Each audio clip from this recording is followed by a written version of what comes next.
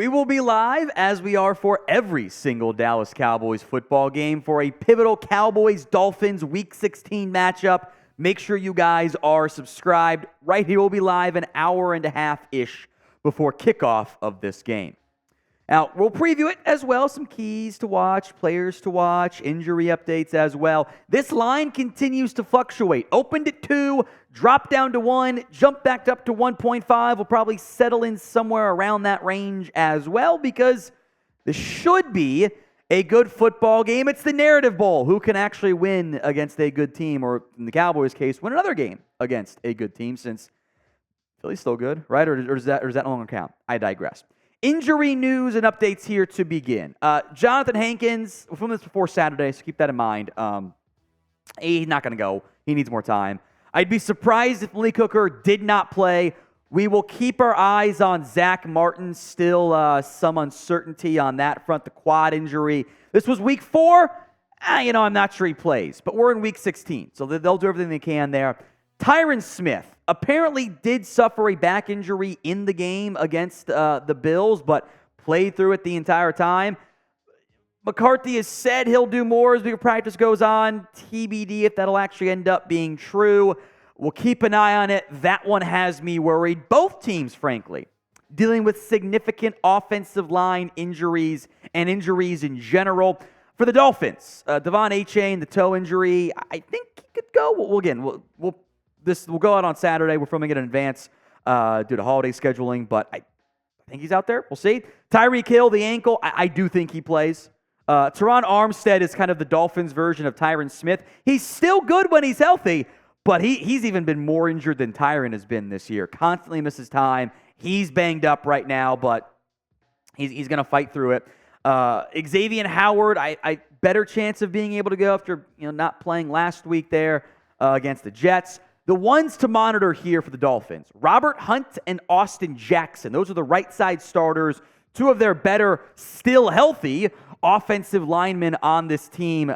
Big uncertainty there. That would be significant blows for the Miami Dolphins. We'll spend some more time on that Cowboys D-line, Dolphins O-line matchup here. But first, who you got winning? C for the Cowboys, D for the Dolphins. Sound off for me in the comment section right now. C for the Cowboys, D for the Dolphins. It's the pinned comments. That ad comes here on YouTube.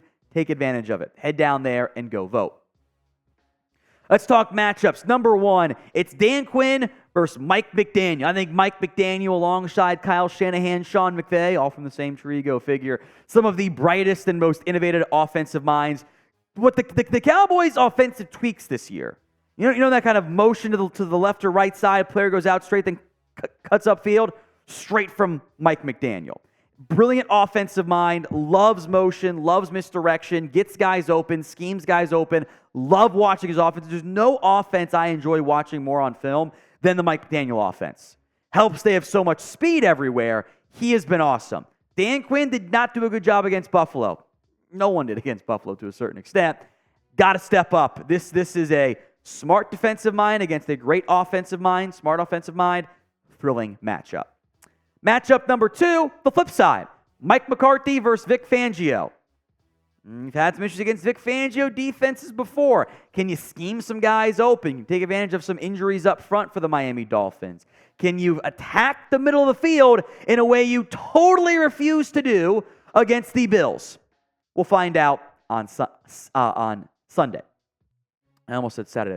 They don't play Saturday, though. Number 3, CeeDee Lamb versus Jalen Ramsey. Now we're into some of these player matchups. This is going to be great. I would be, frankly, a little bit surprised if the Dolphins don't heavily shadow Lamb with Ramsey. Ramsey can play in the slot. He's done it before.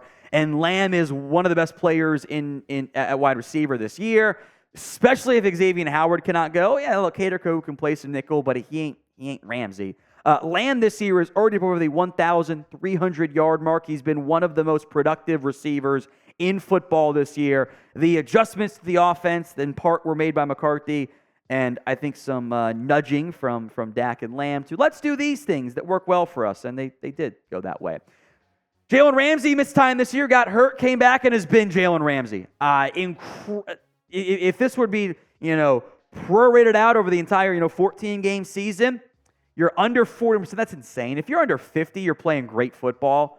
40.7 is nuts as a completion percentage. 154 yards, 3 interceptions, 5 pass breakups. He's still Jalen Ramsey. This is by far the toughest test that CeeDee Lamb will face, this season, and one of the tougher ones he'll face, and frankly, in his entire NFL career. Today's show is made possible by Prize Picks, the easiest and most exciting way to play daily fantasy sports. It's you against the numbers. You pick 2 to 6 player stat projections, watch the winnings roll in. They are also in the midst of, almost over now, 12 days of Picksmas, a new promo each day leading up to Christmas. Here are my picks this week. Am I going to regret the CeeDee Lamb anytime touchdown? Possibly, but it happened last week. I'm going to stay hot there. Justin Fields more than passing yards. Justin Jefferson more than receiving yards. You will also notice a little green goblin by Josh Allen. So what I'm doing is my normal flex play of these 3, and then a power play bonus selection. Josh Allen, the Goblins, lower overall, yards required, lower payout, it's easier to get. I've also got Demons if you want to be extra aggressive. Higher yards, higher and tougher to hit, higher payout. Go to prizepicks.com/CLNS and use code CLNS for a first deposit match up to $100. Link will be in the comment section and the description of today's video. It's prizepicks.com/CLNS. Matchup number 4, how about the Cowboys defensive line against the Dolphins offensive line? Much has been made about, Mozzie Smith didn't do great. No one did well against the Bills. Your bigger issues up front against the Bills as an overall viewpoint is, yes, you missed Johnathan Hankins. He's going to be out for this game. Tank Lawrence played well against the run, and nobody else did. The edges did not keep their contain. The defense of tackles did not take on the double teams quite properly enough, although I think Mozzie was still better than some of the other guys on that front. Your linebackers did not make good plays. Your safeties, we'll get to them. They had a terrible showing.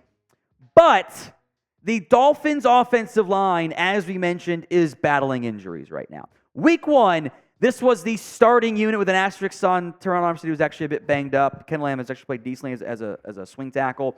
But it was these 5. Armstead, Wynn, Connor Williams, Robert Hunt, Austin Jackson.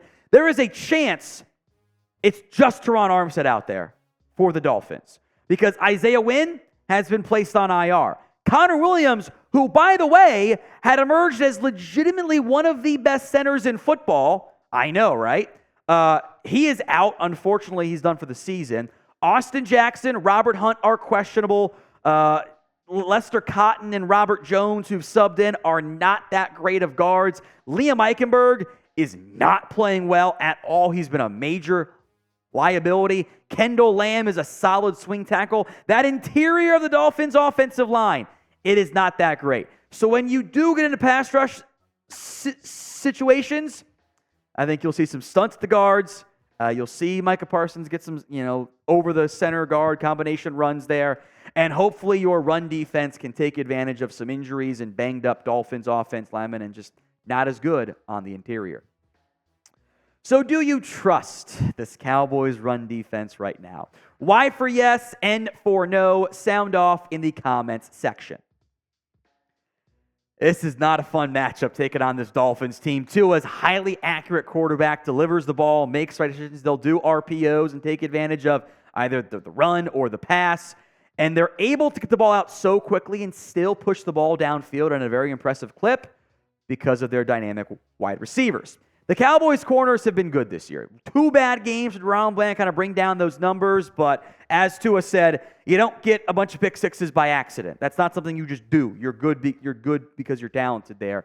Bland, Gilmore's been solid. However, as it is for the other 31 teams in football, this is a very tough wide receiver matchup to deal with. Tyreek Hill is playing out of his mind. He's been a bit nicked up. I think he'll play in this one. He's already passed the 1,500-yard mark despite missing basically a game and a half due to injuries. Jalen Waddle is about to surpass the 1,000-yard mark, and these guys are fast as hell. So you have to keep at least one safety back deep, if not 2 of them, and you can just do slants with them, and they can make guys miss. They are a very challenging offense to game plan for because you stop one thing and something else. It's they're a Hydra offense. You chop off one head and two others emerge, and they put you in hell. This is going to be a very challenging game for the Dallas Cowboys defense, and they have to come correct. Otherwise, it's not going to be pretty. Who scares you the most on the Dolphins? I think it's Tyreek Hill, but maybe you're more scared of Mike McDaniel even. Sound off for me in the comments section right now. All right, top 5 players to watch here. The safeties. I'm cheating by putting 3 in here.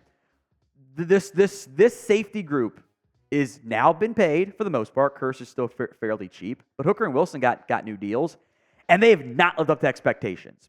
This is a grouping that has had, Kearse and Wilson have been 100-tackle machines and TFLs and splash plays. Where'd they all go?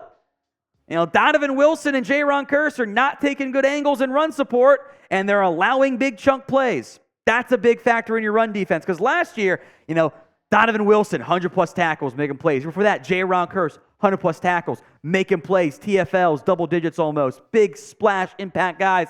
They haven't been there. And by the way, I need Malik Hooker out there this week. I need him being flawless in terms of reading the offense and not making mistakes as your last line of defense against an explosive as hell Dolphins offense. Number 4 player to watch, how about Brandon Cooks? Again, in theory, you have Ramsey on Lamb in an incredible matchup in which both guys are going to win some, hopefully at least for Dallas. So Cooks, if Xavien Howard is banged up, could take advantage of that. Howard is not the same speed guy he used to be. He's lost a half step, if not more, kind of the same way Gilmore has. I want to get Cooks going. Underneath stuff, please run some deep digs. You have to do it. You didn't do it at all. And when you did try to, your O-line collapsed against Buffalo. Go back to the good offense, and that means getting Cooks going. Number 3 is Damone Clark. He's on the verge and probably will after this game of being a 100-tackle guy. Great example of why, maybe don't just judge tackles as a metric of if a player is good or not. He's going to be put in a very tough spot. The Dolphins are going to try to confuse the spine of your defense. The linebackers and safeties, they're going to do motion the snap, misdirects, counters. This is going to be the toughest game of Damone Clark's life. Step up and deliver for me. Now, name a player who you need to see step up against the Miami Dolphins. Any player, you want to go coach, that's fine as well. Sound off for me in the comments section. Big game, we're going to go back to the boring thing of the 2 big players on each side of the ball. Micah Parsons first up here. He still is putting up an unbelievable amount of pressures. 20.9% is stupid. It's an unbelievable figure. But you got to be able to get into those pass rush scenarios. And if they do, I think Micah can have success. But against the run, I need him to stay at home more. There are times I think Micah is trying to go for the Defensive Player of the Year splash play. Not all his fault. And it's a bit unfair that it's become a Micah-only conversation on defense when that's not the case at all. But that's what comes along with being a Defensive Player of the Year candidate and the best player on your team, best player on defense. You need a big game from Micah.